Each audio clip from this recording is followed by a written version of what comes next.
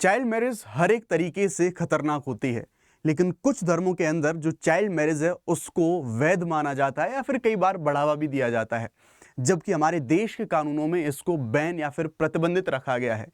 जैसे अगर हम एग्जाम्पल के तौर पे बात करें तो जो इस्लामिक कानून है, जो शरिया लॉज हैं, जो पर्सनल लॉज के बारे में हम बात करते हैं, तो वहाँ पे ये माना जाता है कि जब भी कोई लड़की प्यूबर्टी को प्राप्त कर लेती है तो वो अगर उसकी शादी होती है तो वो शादी वैध है। लेकिन वहीं पर हमारे जो कानून हैं देश के, वो कानून ये कहते हैं कि अगर जब तक अडल्ट लड़की नहीं हुई है उसकी शादी हम करते हैं तो ये अवैध है। यही सारे कॉन्ट्रडिक्शंस हमें यहाँ पर देखने को मिलते हैं और कानूनों का टकराव, एक तरफ पर्सनल लॉज, एक तरफ जो देश के राष्ट्रीय कानून है उनमें टकराव देखने को मिलता है। और यहीं से जो एक बहस है, जो कंट्रोवर्सीज है, वो निकल के आती है यूसीसी के बारे में, यानी कि समान नागरिक संहिता के बारे में। अभी रिसेंटली यहाँ पर देखेंगे हाईकोर्ट के द्वारा, दिल्ली हाईकोर्ट के द्वारा एक जो टिप्पणी है वो यहाँ पर एक फैसले में करी गई और यहाँ पर हाईकोर्ट के द्वारा इस चीज पर जोर डाला गया कि अब शायद वो समय आ चुका है कि जो यूसीसी है, इस यूसीसी को अब लागू कर दिया जाए। क्या है पूरा मामला, समझने की कोशिश करेंगे, लेकिन इसमें कुछ जो चैलेंजेस हैं उनको समझने की कोशिश करेंगे, कुछ जो मल्टीपल रिपोर्ट्स हैं उनको समझने की कोशिश करेंगे, सरकार और सरकार के साथ साथ कोर्ट का क्या स्टैंड है उसको भी समझने की कोशिश करेंगे। लेकिन उससे ज्यादा एक जो जरूरी चीज है, यूसीसी को, यानी कि सभी धर्मों के सभी जो पर्सनल लॉज हैं वो एक जैसे होने चाहिए कि नहीं, या फिर मैं ये कहूं कि क्या अब यूसीसी को लागू करने का समय आ गया है, इस पर आप अपना ओपिनियन बता सकते हैं कमेंट सेक्शन के अंदर। चलिए शुरू करते हैं, पूरा मुद्दा है क्या देखेंगे। क्या अब यूसीसी की ओर बढ़ने का समय नहीं आ गया है? बाल विवाह को लेकर दो कानूनों पर हाईकोर्ट की जो चिंता है, अभी रिसेंटली हाईकोर्ट ने ऐसे कुछ जो टिप्पणियां हैं वो टिप्पणियां यहां पर करी हैं और ये दरअसल न्यायमूर्ति अरुण मोंगा जी की जो बेंच थी उन्होंने यहां पर इस तरह से कहा। उन्होंने यहां पर बताया कि किस तरह से जो शरिया लॉज हैं, इस्लाम जो हमारा धर्म है उसके अंदर जो शरिया लॉज हैं वहां पर यह बोला जाता है कि अगर प्यूबर्टी प्राप्त कर ली जाती है तो फिर जो वो मैरिज है वो मैरिज वैध होगी, लेकिन हमारे कानून इस चीज की मान्यता नहीं देते हैं। आइए समझते हैं, इस्लामी कानून ने यही बात बोली है, लेकिन जो भारत के कानून है, जैसे अगर हम बात करें तो भारत में जो बाल विवाह है उसे कानून के द्वारा प्रोहिबिटेड करा गया है और यह है हमारा prohibition of child marriage act 2006। ये ऐसे सभी जो विवाह हैं उनकी मनाही करता है, उनको प्रतिबंधित करता है। साथ ही साथ अगर किसी ऐसी बच्ची से शादी करी जाती है जो कि अभी अडल्ट नहीं है तो इन दैट कंडीशन जो पॉक्सो एक्ट है उसके चार्जेस भी यहां पर लगते हैं। अगर नाबालिग से शारीरिक संबंध बनाए जाते हैं तो ये भी पॉक्सो एक्ट के अंतर्गत अपराध हमें देखने को मिलता है। साथ ही साथ हमारा जो भारतीय न्याय संहिता है यहां पर भी बाल विवाह को अपराध माना गया है। इसलिए ये एक इशू अभी प्रेजेंट में हमारे देश में देखने को मिल रहा है पर्सनल लॉज के मामले में, कि जो हमारे पर्सनल लॉज हैं और जो राष्ट्रीय कानून हैं उनमें टकराव कहीं ना कहीं देखने को मिल रहा है, जिसके सॉल्यूशन के तौर पर बात करी जा रही है कि अब समय आ गया है यूसीसी को लागू कर दिया जाए। बाय द वे, अगर आपको अंदाजा ना हो यूसीसी के बारे में तो मैं बता देता हूं, जिस तरह से हमारे देश में सभी आपराधिक जो मुकदमे होते हैं, सभी जो कानूनों जो समान रूप से हैं कि अगर आपने किसी भी धर्म जाति से आपने कोई अपराध किया है तो आपके लिए बराबर सजा है। इसी तरह से जो पर्सनल लॉज के बारे में बात करेंगे तो पर्सनल लॉज अभी अलग अलग धर्मों के अलग अलग हिसाब से हैं। यूसीसी ये कहता है कि सभी धर्मों के लिए विवाह, तलाक, दत्तक, उत्तराधिकार, ये सभी के लिए एक जैसे कानून आ जाएं सो दैट पूरे सिस्टम में एक रूपता आ जाए। अब इसी में कुछ लोग पक्ष में आते हैं, कुछ विपक्ष में आते हैं, उनके बारे में बात करेंगे। कानूनों का टकराव कैसे होता है, जैसे अगर आप यहां पर ध्यान से देखें तो मैं आपको ऐसे कुछ कानून बताऊंगा जिन कानूनों का हमारे देश के जो राष्ट्रीय नेशनल लॉज हैं हमारे, उनसे कुछ टकराव देखने को मिलता है। जैसे आप चाइल्ड मैरिज के बारे में सबसे पहले बात कर लें तो इस्लामिक पर्सनल लॉज वो इसको अलाउ करते हैं कि लड़की अगर प्यूबर्टी में आ जाती है तो वो शादी हो सकती है, वो शादी वैध है। लेकिन हमारे जो कानून है वो ये बोलते हैं कि मिनिमम जो एज है वो 18 वर्ष होनी चाहिए लड़की की। पहली बात, पॉक्सो एक्ट के बारे में मैंने आपको बताया, और दूसरा हमारा भारतीय न्याय संहिता है उसके बारे में बताया। तो पहला विरोधाभास तो हमें यहाँ पर जो चाइल्ड मैरिज है इसके लेवल पर देखने को मिल गया। दूसरा, पॉलीगैमी के मामले में अगर हम इस्लामिक जो पर्सनल लॉज हैं उनके बारे में बात करें तो यहां पर जो पुरुष हैं उनको 4 पत्नियां रखने का जो अधिकार है वो यहां पर कुछ शर्तों के साथ में होता है। आपने इस मूवी में कुछ ऐसे एग्जांपल्स या एक जो जोक है वो भी देखा होगा, लेकिन कुछ लोगों के द्वारा इसका मिसयूज भी किया जाता है। जैसे ऐसे भी बहुत सारे मामले आते हैं कि लोग जो धर्म परिवर्तन है वो भी कर लेते हैं पॉलीगेमी के लिए, बहुविवाह करने के लिए। अब राष्ट्रीय कानून हमारे क्या कहते हैं, हमारे कानून ये कहते हैं, जैसे आईपीसी या फिर बीएनएस के बारे में बात करें तो धारा 494 ये पहली पत्नी के रहते दोबारा विवाह करना उसको एक क्राइम घोषित करता है। साथ ही साथ हमारा जो हिंदू विवाह अधिनियम 1955 है, ईसाई विवाह अधिनियम हमारा जो है ये एक पत्नी या फिर एक पति को अनिवार्य यहां पर बनाते हैं, एक से ज्यादा शादी आप यहां पर नहीं कर सकते। तो इस तरह से यहाँ पर विवाह के मामले में भी कॉन्ट्राडिक्शन देखने को मिलता है कि कुछ पर्सनल लॉज अलग हैं और जो देश के कानून है वो कुछ अलग हमें देखने को मिल रहे हैं। इसी तरह से आप डिवोर्स का एग्जांपल भी देख सकते हैं। डिवोर्स में जैसे अगर पहले हम बात करें इस्लाम में, तो जो तलाक ए बिद्दत के तौर पे हम या फिर जो ट्रिपल तलाक था वो अभी मान्य था उस समय पर, लेकिन सुप्रीम कोर्ट के द्वारा उसे अवैध घोषित कर दिया गया। यहाँ पर हम देखेंगे अभी जो तलाक ए हसन और जो तलाक ए हसन है ये अभी कुछ मात्राओं में अभी भी प्रचलित हैं, जबकि हमारा कानून ये कहता है, शायरा बानो केस 2017 अगर इसमें आप देखें तो सुप्रीम कोर्ट ने इस पूरी तरह से ट्रिपल तलाक को यहाँ पर असंवैधानिक घोषित करा था और 2019 में सरकार ने इसके लिए यहाँ पर कानून भी बना दिया था, इसको पूरी तरह से समाप्त कर दिया था। लेकिन ऐसी कुछ प्रैक्टिसेस में अभी भी कहीं ना कहीं जो ट्रिपल तलाक जैसी व्यवस्थाएं हैं कुछ परिवर्तनों के साथ अभी भी लागू हैं। तो यहां भी ऐसी इसी तरह से जो हमारा पर्सनल लॉज में और जो राष्ट्रीय कानून है उनमें भी हमें यहाँ पर टकराव देखने को मिलता है। इसी तरह से जब पर्सनल लॉज के बारे में बात करते हैं, इनहेरिटेंस के मामले में बात करें यानी कि उत्तराधिकार के मामले में बात करें, तो जो इस्लामी कानून है वो ये कहते हैं कि बेटे को बेटी से दुगना हिस्सा मिलेगा, जो भी प्रॉपर्टी है जो भी उत्तराधिकार के माध्यम से ट्रांसफर होने वाली है, और पत्नी को यहां पर काफी सीमित अधिकार दिए जाते हैं। लेकिन यहां पर राष्ट्रीय कानूनों के बारे में बात करें तो जैसे हम बात करेंगे हिंदू सक्सेशन अमेंडमेंट एक्ट 2005 है हमारा, और साथ ही साथ ये जो सारे एक्ट हैं इसमें जेंडर न्यूट्रल जो प्रोविजंस हैं वो करे जाते हैं कि महिला और पुरुष यानी कि बेटे बेटी दोनों को समान रूप से जो संपत्ति है वो हम यहाँ पर दे सकते हैं। तो इस तरह से लैंगिक असमानता हमें यहाँ पर जो पर्सनल लॉज है उनमें देखने को मिलती है।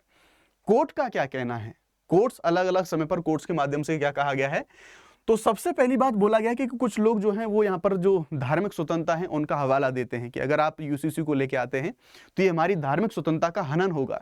लेकिन कुछ लोगों का ये कहना है कि साहब आपकी जो धार्मिक स्वतंत्रता है ना वो इतनी ज्यादा व्यापक नहीं हो सकती कि जो व्यक्ति आपराधिक दायित्व में आ जाए यहाँ पर, यानी कि आप क्राइम तक नहीं जा सकते अगर सामने वाले के भी जो अधिकार हैं वो देखने होते हैं। और साथ ही साथ यहाँ पर कोर्ट के द्वारा ये बोला गया कि साहब हमें एक जो व्यवहारिक एक प्रैक्टिकल जो एक बीच का रास्ता है वो हमें यहाँ पर निकालना पड़ेगा। एक जो बड़ा जो एक स्टेक है यहाँ पर, या फिर कहेंगे एक जो बड़ा स्टैंड है यहाँ पर कोर्ट्स का, कोर्ट ने यहाँ पर यह कहा है कि हम चीजों को केवल आइडेंटिफाई कर सकते हैं, विवादों को सुन सकते हैं, लेकिन ये कानून लेके आना ये संसद की सरकार की जिम्मेवारी है। न्यायपालिका इस चीज के लिए कोई भी कैसा भी लॉ कोई भी कैसा भी कानून यहाँ पर नहीं लेके आ सकती। इसलिए इस मामले में जो भी सारी चीजें हैं वो कानून यहाँ पर संसद को ही लाना होगा। लेकिन उसमें कुछ समस्याएं हैं, उन समस्याओं के बारे में बात करेंगे। अब यूसीसी देश में लागू होनी चाहिए या फिर नहीं होनी चाहिए, इसके पक्ष में भी कुछ लोग होते हैं, इसके कुछ विपक्ष में भी कुछ लोग आर्गुमेंट देते हैं। आइए समझते हैं। तो जो लोग बोलते हैं कि यूसीसी आना चाहिए उनका तर्क क्या है, उनके बारे में बात करें तो वो कहते हैं कि देखो साहब इससे कानूनी स्पष्टता आएगी और सभी के लिए समान नियम होंगे, किसी भी जाति धर्म आप कहीं से भी बिलोंग करते हो देश में एक ही कानून चलेगा। देन कुछ लोग बोलते हैं कि जो हमारा लैंगिक समानता है यानी कि जो महिलाएं हैं बच्चे हैं उनकी सुरक्षा होगी। जैसे ट्रिपल तलाक के केसेस में हमने देखा कि इस तरह से जो महिलाएं हैं उनका शोषण हुआ करता था, ट्रिपल तलाक बंद होने के बाद उनका सशक्तिकरण हुआ है, उन्हें उनके अधिकार हैं वो मिले हैं। राष्ट्रीय एकता, अलग अलग पर्सनल लॉ से जो उत्पन्न विवाद होते हैं उन विवादों को एक ही तरीके से लेके जाना, सो दैट जो कॉम्प्लेक्सिटी है लॉ में वो भी कम हो। और साथ ही साथ कानून की जो सर्वोच्चता, कि अभी धार्मिक आधारों पर जो अलग अलग समुदायों के लिए अलग अलग कानून हैं उसमें हम देखेंगे यानी कि जो पर्सनल लॉ है वो राष्ट्रीय आपराधिक कानून से ऊपर ना हो और इस देश में कानून का शासन चलता है। तो यानी कि मतलब ये है कि देश के जो कानून है वो सभी के ऊपर लागू हों। लेकिन कुछ समस्याएं हैं, कुछ चुनौतियां भी हैं, ये सारी चीजें इतनी आसान नहीं है। चुनौतियों के बारे में हम बात करें तो हम देखेंगे कि इसके विपक्ष में तर्क क्या है। सबसे पहला तर्क ये निकल के आता है कि आप धार्मिक स्वतंत्रता का उल्लंघन यहां पर कर रहे हैं। आर्टिकल 25 एंड 29 ये आपको जो अपनी संस्कृति अपना धर्म है उसको बचाने का, साथ ही साथ धार्मिक स्वतंत्रता आपको 25 से लेकर 28 में दी गई है, वो इनको सुरक्षित रखने की बात करते हैं। और अगर आप यूसीसी को लेकर आते हैं तो ये इन मूल अधिकारों को कमजोर करेगा। साथ ही साथ बात करें सांस्कृतिक विविधता को यहाँ पे खतरा है कि जैसे हम देखेंगे भारत में अलग अलग परंपराएं हैं, अलग अलग रीति रिवाज हैं, वो सारी चीजें उपेक्षित हो सकती हैं अगर हमने यूसीसी को इंपोज करने की कोशिश करी। देन हम बात करेंगे राजनीतिक मिसयूज का एक खतरा है, वो भी हमें देखने को मिल सकता है कि जैसे चुनाव में इसे मुद्दा बनाया जा सकता है, वोट बटोरे जा सकते हैं और साथ ही साथ जो अल्पसंख्यक जो माइनॉरिटी के लोग हैं उनके साथ में जो प्रॉब्लम है वो प्रॉब्लम यहाँ पे हो सकती है। साथ ही साथ कुछ लॉ से रिलेटेड चैलेंजेस भी हैं कि जो पर्सनल लॉज हैं वो अभी हमारी संवर्ती सूची के अंदर आते हैं। केंद्र और राज्यों में जो टकराव की संभावना है। जैसे अगर हम बात करेंगे अलग अलग राज्यों में चीजें अलग अलग हो सकती हैं।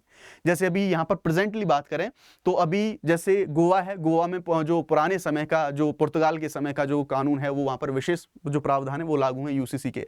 लेकिन आधुनिक समय के हिसाब से बात करें तो केवल एक हमारा जो उत्तराखंड है उसने राज्यों के स्तर पर जो यूसीसी है उसको यहाँ पर लागू करा है। तो ऐसे मल्टीपल जो स्टेट्स हैं अलग अलग प्रोविजन देखने को मिल सकते हैं, तो उनसे प्रॉब्लम और बढ़ सकती है। क्या रास्ता होना चाहिए। यहाँ पर लॉ कमीशन के द्वारा या फिर अदर जो हमारी चीजें हैं या फिर एक्सपर्ट्स के द्वारा ये चीज बोला जाता है कि अगर हम यूसीसी को इम्पोज करने की कोशिश करी किसी समुदाय के ऊपर, बिना समुदाय की या फिर स्टेक होल्डर्स हैं उनकी मर्जी के बिना अगर हमने इम्पोज किया, तो ये एक बड़ी प्रॉब्लम क्रिएट कर सकता है। तो इसका सॉल्यूशन एक बेहतर ये हो सकता है कि अगर हमें यूसीसी को लागू करना है तो जो स्टेक होल्डर्स हैं यानी कि जो समुदाय के लोग हैं या फिर धार्मिक नेतृत्व वाले लोग हैं, राजनीतिक नेतृत्व वाले लोग हैं, उनकी मर्जी से और समुदाय की मर्जी से हमें उसको एग्जीक्यूट करना चाहिए, तो ही वो सफल हो सकता है। अदरवाइज ये प्रॉब्लम क्रिएट कर सकता है। जैसे इसको चरणबद्ध तरीके से लागू करें, ऐसे ना करें कि हम अचानक से एकदम से करके यूसीसी ले आए और उसको हमने इंपोज कर दिया। यानी कि पहले जो ऐसे मुद्दे हैं हम उन पर समानता लेके आए, जैसे अभी हमने ट्रिपल तलाक है उसको हमने खत्म किया, इसी तरह से धीरे धीरे जो महिलाएं हैं उनका सशक्तिकरण, उनके अधिकार हैं, उनको हम लेके आने की कोशिश करें। जैसे बाल विवाह है अभी उसको समाप्त करें, बहु विवाह है उसको समाप्त करें। धीरे धीरे चरणबद्ध तरीके से अगर हम इसको एग्जीक्यूट करेंगे तो चीजें प्रैक्टिकल तरीके से एग्जीक्यूट हो सकती हैं। लोगों में अवेयरनेस ज्यादा हम फैलाएं, समाज में जो संवाद है और लोगों की मर्जी से यानी कि उनकी सहमति से इस कानून को लागू किया जाए। लॉ कमीशन ने भी यही बोला है कि भाई सभी जो स्टेक होल्डर्स हैं उनको शामिल करके आप एक संतुलित रूप से ड्राफ्ट बनाया जाए। ऐसा ना हो कि यूसीसी को ऐसा लगे कि इंपोज करा गया, ऊपर से थोपा गया है। देन हम बात करेंगे महिला और बाल अधिकार, इनको प्राथमिकता दी जाए जो भी कानून यहां पर लाए जाए। तो इस तरीके से एक जो रास्ता है वो रास्ता यहां पर यूसीसी के थ्रू निकाला जा सकता है, राइट। तो अब हम बात करेंगे यहाँ पर अनअकैडमी के जो प्लस कोर्सेज हैं उनके बारे में। अनअकैडमी के प्लस कोर्सेज को आप लोग अवेल कर सकते हैं। ये ऑफर केवल आज रात तक के लिए है, आज रात को ये ऑफर खत्म हो जाएगा। 26, 27, 28 सभी जो एस्पिरेंट हैं सभी के लिए यहाँ पर सारी चीजें मिलेंगी। आपको 6 महीने का आपको फ्री मिलता है। अगर आप 1 साल का लेते हैं तो 1 साल और 1 साल आपको फ्री मिलते हैं। इसी तरह से 18 महीने का लेते हैं तो ये फ्री मिलता है और ये आपको अश्योर कंडीशन के तहत में 18 महीने एक्स्ट्रा मिलता है। जो बैचेस हैं वो आपको 19,999 रुपए में आप उनको अवेल कर सकते हैं। ध्यान रखिएगा, अगर आपको मैक्सिमम डिस्काउंट चाहिए तो आपको शुभ 50 ये कोड है, ये कोड आपको यहां पर लगाना होगा। अगर आप यहां पर बैचेस को ज्वाइन करते हैं तो 26, 27, 28 सारे बैचेस अवेलेबल हैं। हिंदी बैचेस में आप मेरे साथ इंडियन पॉलिटी एंड जो IR है उसको आप यहां पर पढ़ सकते हैं। जो अश्योर की कंडीशंस हैं वो सारी कंडीशंस आपको ये फॉलो करनी होंगी जो आपकी सारी स्लाइड पे यहाँ पर रिफ्लेक्ट हो रही है। बाय द वे ये पूरा जो मुद्दा है, इस पूरे मुद्दे के बारे में आप अपना ओपिनियन यहाँ पर ड्रॉप कर सकते हैं कमेंट सेक्शन के अंदर। Thank you very much. जय हिंद, लेट्स क्रैक इट।